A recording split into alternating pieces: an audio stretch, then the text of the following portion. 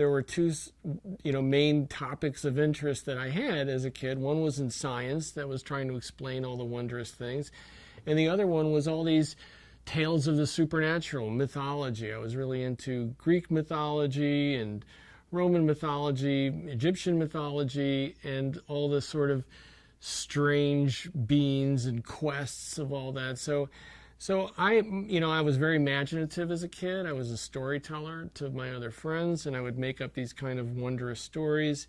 And so I always had this craving, for this sort of wonder and the mystery of everything.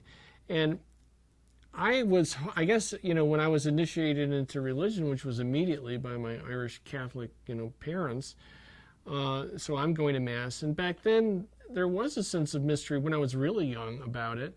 These stories about the virgin birth and stories about miracles and resurrection and all that certainly were fitting the same kind of bills in terms of cool mythological stories. And unfortunately, I was sent to Catholic school at a very young age, and so now I'm encountering these nuns who are smacking you around and telling you that if you don't believe exactly what's being told to you, the way it's being told to you, that you're a heretic, and that was all about the dogma. That's what you needed to believe. You weren't supposed to be asking questions. You weren't supposed to be exploring it. You weren't supposed to be discussing it. And so that turned me off. And then, the hypocrisy that I had seen in the development of Christianity in general, and the Catholic Church in particular, where you go from this, beautiful teacher, Jesus, who's preaching love and companionship and turning the other cheek, and then somehow within 3 centuries that evolves into a pope sitting on a throne wearing a funny hat and with a gold ring that people are supposed to kiss, this completely monarchical, patriarchal society that seems to be about nothing more than